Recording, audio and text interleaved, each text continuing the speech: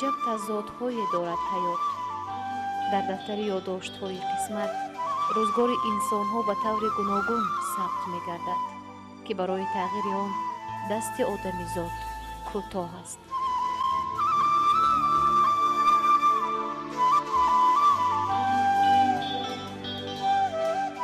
матлуба инсонест бисёр ҳам оддиву заминиву самимӣ. эҳсоси баланди инсонӣ покӣ ва иффати воло дорад. дар тенаташ ҷуз накӯҳӣ ва сафову покӣ чизи дигареро дар наёфтем. дунёяш ки ба қавли худаш шабеҳи ду ранг сафед ва сиёҳ аст, ӯро ноумед накардааст. зиёд васфи зиндагӣ мекунад ва чунин зиндагиро низ дӯст медорад.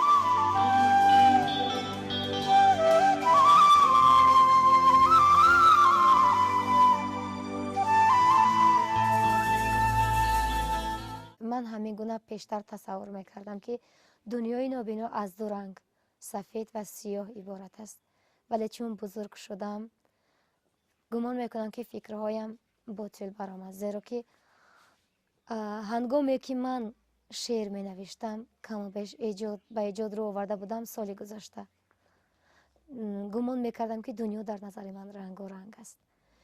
ҳамун рангин камоне ки дар осмон баъди боридани борони навбаҳорӣ медурахшад, ман фикр кардам ки дунёи ҳар яке шояд инсонҳои тахайюлӣ ва ё шояд ҳама гуна нобиноён на аз ду ранг, балки аз гуногунрангӣ иборат аст. бо қисмат сарнавишти худ даст ба гиребон шудан намехоҳад. ҳарчи ҳаст додаи худованд аст мегӯяд. болои зонвон ҷомеъул ҳикоёт дошт ва аз қиссаҳои навбанав мутолиа кардааш ба аҳли хонадон нақл мекард. бисёрам ҳозирҷавобу хушгуфтор аст. матлуба кӯдак будам зиёд мехостам ки чашмони ман бубинанд ҳарфҳои зебое ки дар китобҳо навишта шудааст, мисраҳои равони ҳазрати ҳофиз, бедил ва ҳилолӣ ва ҳама он ашъори нобе ки гузаштагони мо, имрӯзиёни мо менависанд. зиёд мехостам ки чашмони ман бубинанд ва дигарон аз бар мекарданду ман наметавонистам. ва хушбахтона ки ин лаҳзаҳо дар паҳлӯи ман дӯстони ман зиёданд ва акнун ба онҳо муроҷиат хоҳам кард ва бо ҳуруфоти брайл барои хеш навишта хоҳам кард ва чизҳои хубе ки ҳаст ман барои хештан, барои ояндаи худ аз бар хоҳам кард. матлуба ба забони адабии ҳозираи тоҷик бисёр хуб ҳарф мезанӣ. рости худ низ ҳайрон ҳастам ки ба ман зиёд гуфтаанд ки ту мисли рӯзноманигорон ҳарф мезанӣ ва яъне ки ман баробари васоити ахбори омма ҷараёни умри ман ва он ное ки пеш меравад умри ман баробари радио, баробари телевизион, баробари рӯзномаҳо, баробари китобҳои бадеӣ, яъне ки чун ман низ чун бузург мешавам ва ҳар чиз ки аз радио гӯш мекунам, аз телевизион мешунавам ва аз ягон китоби бадеӣ мехонам, дар худ зуд онро қабул мекунам ва беҳтаринҳоашро интихоб мекунам барои хеш ва дар рафти сухангӯӣ аз он калимаҳо, аз он вожаҳои ноби тоҷикӣ истифода хоҳам кард. матлуба вақте ки дар ҳамин говра буд, оли 3 солаш будам, говрада буд, ма як радиочак овардам, майдак овардам, дар гӯш мемонем, гӯш кардан мегирифт. ҳамун радио ки мемонем дига хаб мекард, дига гирай ҳичи намекард. хай оҳиста оҳиста бо калонтаж бо як радиои дига овардем, ҳамин то оҳиста гӯш карда ба кам завқи музикӣ ҳамин завқ дошт ки ман бихонаму ҳамин хелшам ҳофизашам. дарёест суруд ва мусиқӣ ки ба шохобҳо ҷудо мегарданд. яке шохоби эстрада, яке фалаку яке дигар шашмақому дигар жанрҳои мусиқӣ ва ман мехоҳам ки оҳиста оҳиста сайр дошта бошам ба ин гулбоғ, ба ин олами зебоӣ ва дар ҳама жанрҳо садои худро бисанҷам, зеро ки ҳама гуна жанрҳои мусиқӣ барои ман писанд аст. чӣ қадар ман мегӯям ки фалакро дӯст медорам, вале жанри шашмақом ки жанри мушкил аст барои ман азизтар аз он аст. жанри эстрада низ, шашмақом низ, фалак низ барои ман азизанд ва ман мехоҳам ки дар ҳама жанрҳо худро бисанҷам. ای چهره زیبای تو رشکی بوتانی آذری ای چهره زیبای تو رشکی بوتانی آذری هرچند وصفت میکنم لیکن از آن بالاتری تو از پری چابکتری و از برگی گل نازکتری و از هرچی گویم بهتری حقا عجایب دلبری و از هرچی گویم بهتری حقا عجایب دلبری. مطلوبه اكون انا از همین ژانر اومده در فلک استودیا. بله. این یعنی که همین چیزا انتخاب کردی؟ بله همین چیزا انتخاب کردم. برای چی فلک؟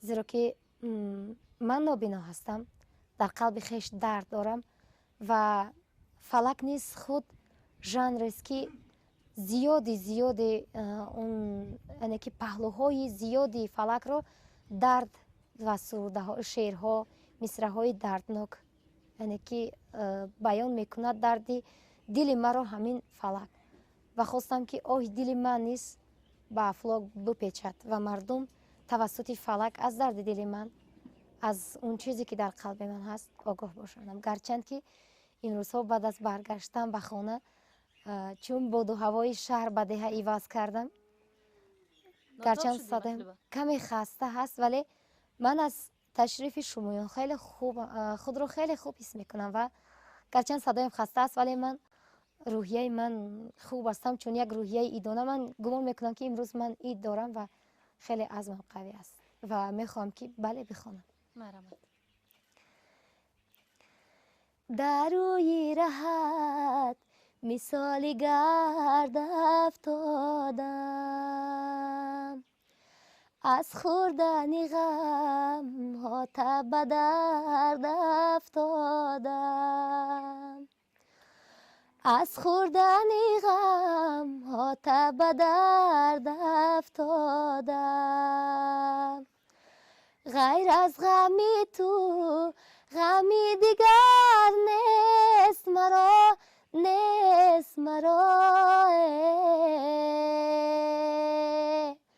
خوردم غمی تو برنگی زرد افتادم غیر از غمی تو غمی دیگر نیست مرا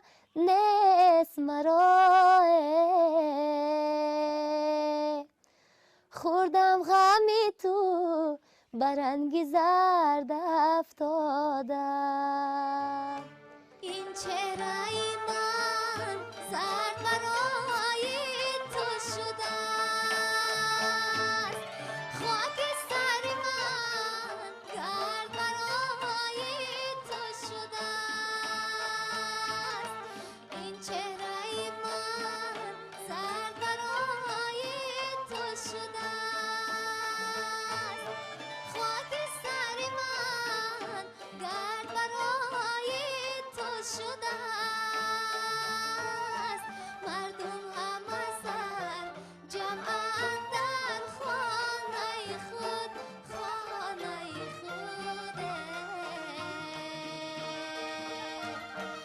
از خانه دلم سر برای تو شده مردم همه سر جمعند در خانه خود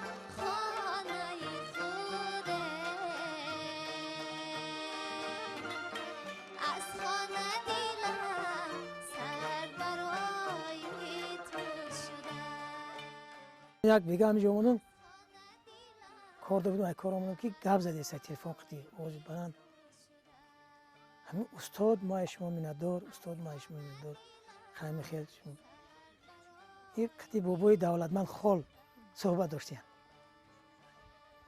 بعد گفتیم که بیا مایلش شما بیاین همیشه تو همینجا یک بلاک رو بیاین ما شما رو دستگیری میکنیم میبینیم خیلی بعد دستگیری میکنیم تو رو میبینیم بعد پیشی باباش رفته بابا هم آتی مرا بگو خواهی مرا اجازتی هم برم باباش گفته غیرت نکنه باباش با گفته ینگش گفته ینگ خواهی پیش اتام برم مرا خواهی بگو هم اجازتی برم اوچش غیرت نکنه باباش هم غیرت نکنه ینگش هم کی بخش هم گفتم چی میگی گفتم چی گپ داری گفت که من میگم خواهی برم هم اجازتی هم بابای دولت ما میگه گفته سه ما برم قطعی هم یک استاد تکلیف کردم گفتم خواهی من گفتم بیبی جان خودت باوری داری که میره اوجا برآمد که بعد با شرمنده نشه و ابرو ما پس نشه خواهی کمتون گفت که همین پدر جان خود اجازتی اگر دستگیری کنن مرا گفت انشالله را گفت ای خدا باوری دارم ممکن خواهی که خواهی اگر وقتت خوش میشه هم خطی گفت که همین تلویزیون هم یک برآمد میکنه وقت با خوش میشه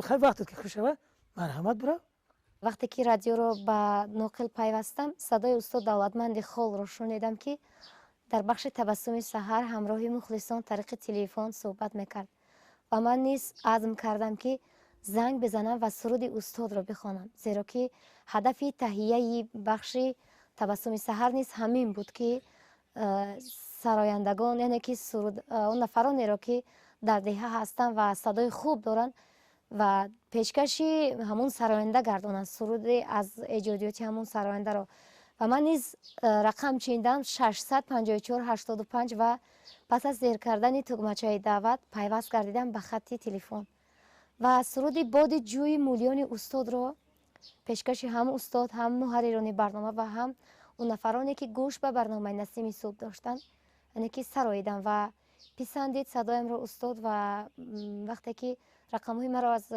محرر برنامه شاعره رحیم جان و پیدا کرد ما همراه استاد صحبت کردیم و مرا دعوت کردند. بله تلفنی صحبت کردیم. وقتی که مطلوبه خانه راه کشید خودش همین فکرش همین بود که جنگ میکردم میگفتم خیلی تو هیچ کار کردن نمیتونی میگه بچه جان من خدا دارم. من رفتم صدایم رو پذیرفتن و پس از مشق و تمرین های زیاد و روزی 18 صدایم را خوب و گمونم که مردم خوش قبول کردن. تاجیکستان سرنوشت عشق سوزانی من است ذره خاکی عزیزش داروی جانی من است تاجیکستان سرنوشت عشق سوزانی من است ذره خاکی عزیزش داروی جانی من است در بری گهواره سنگش فراغ داشتم در بری گهواره سنگش فراغ داشتم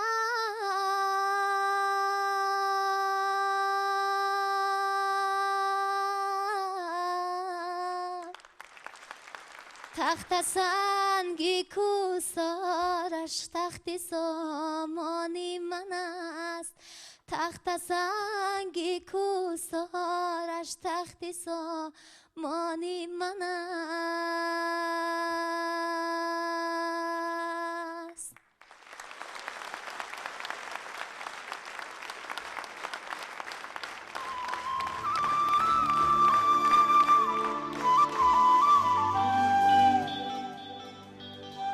مطلوبه زیاد محبت به پدر داشت. پدرش نیز امکی مراد زندگی خاندان رو به مطلوبه تصور کرده نمیتوانم میگوید. زیاد کوشش کرد ولی اشک خود را داشته نتوانست.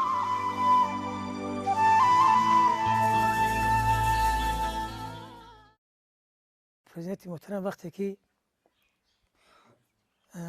فیرو کرد گفت که دخترچه همین یوانی رو پیش بیارید باور کن من دیگه طاقت کردم گیره کردم همون کارکنای تلویزیونی پیش اومده بود گفتن که آخه برای چی تو گریه میکنی اوی دیدت برآمد من گفتم آخه همین دخترچه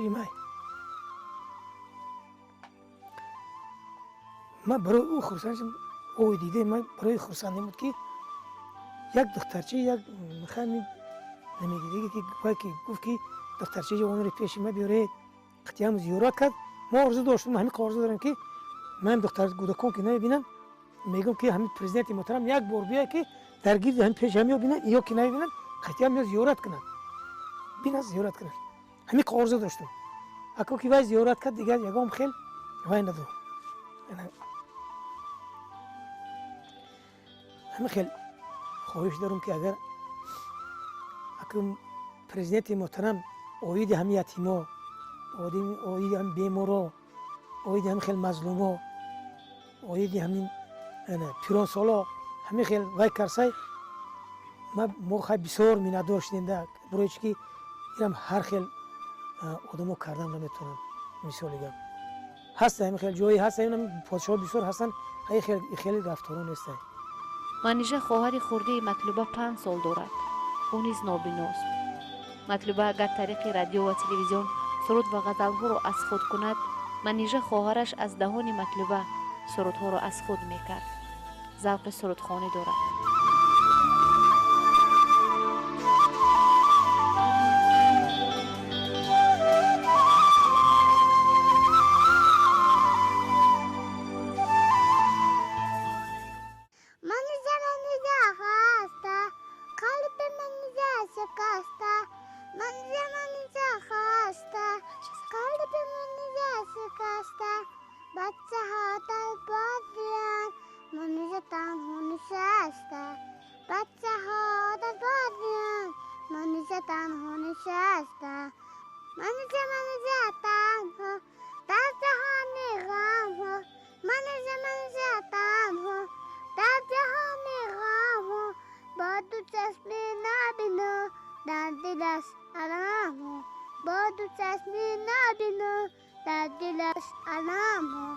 مطلوبه عین حال با امید نوجوانی خویش بچه خود دوستی دارد. هر دو در یک تعلیمگاه تحصیل کرده و در یک جایگی سرود هم می سرودند. شوق امید نیز به سرودن زیاد است و واقعا هم صدای خوب دارد.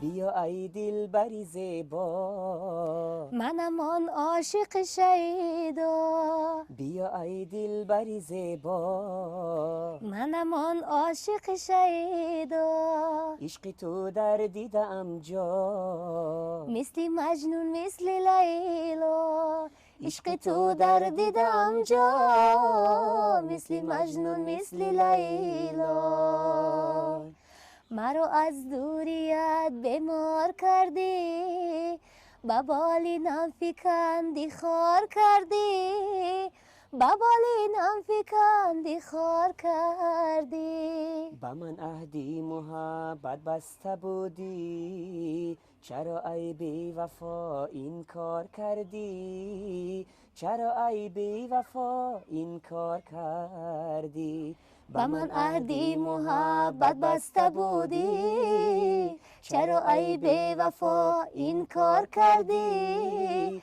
چرا ای بی وفا این کار کردی بیا ای دلبری زیبا منم آن عاشق شیدا بیا ای دلبری زیبا منم آن عاشق شیدا عشق تو در دیدم جا مثل مجنون مثل لیلا عشق تو در دیدم جا مثل مجنون مثل لیلا مثل مجنون مثل لیلا مثل مجنون مثل لیلا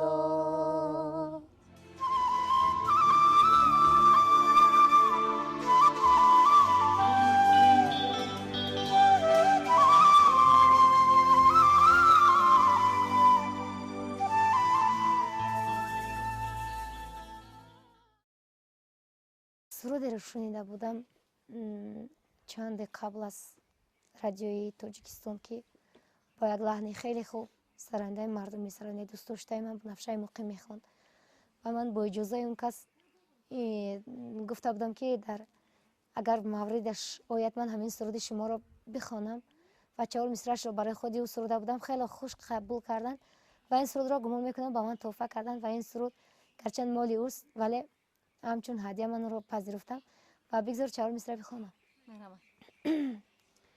جانم مادر حضور جانم مادر، آبادی و شمی خاندانم مادر، جانم مادر، حضور جانم مادر، آبادی و شمی خاندانم مادر.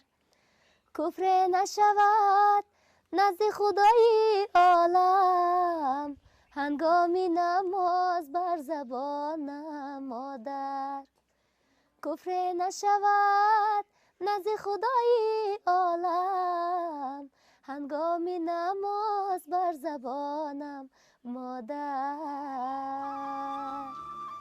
من نابینا نیستم میگوید مطلوبه. تفاوت تنها بین من و شما در آن است که دیگران به چشم سر به دنیا می نگرند، من به چشم دل. زندگی را دوست می دارد، از آینده خود امیدهای کلان دارد، نقشه های زیاد دارد مطلوبه. اوج فلک را تا به ثریا می خواهد رساند. امروز هوای باغ دارد دل من،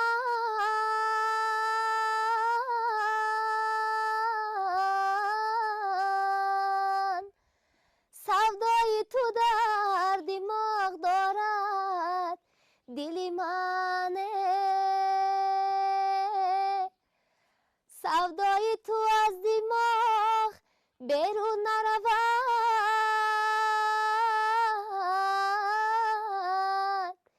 مثل گلی لاله داغ دارد دل من،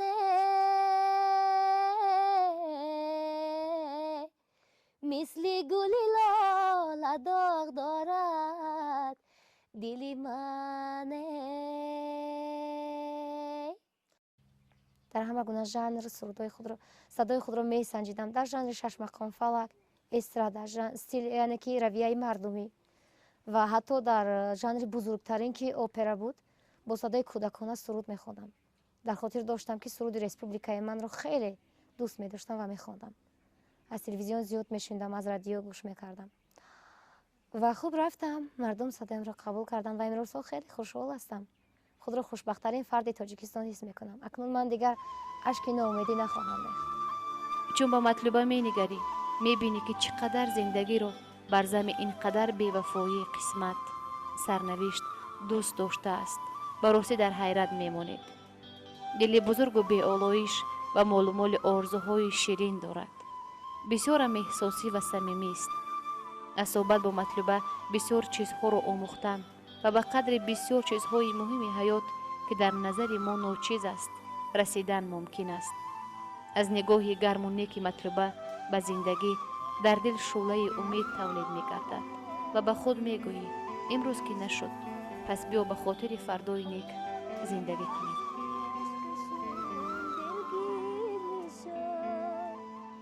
آدما به روی هم پا میذارن، آدمو تنها میذارن، آدمای روزگار چه میمونه از شماها یادگار.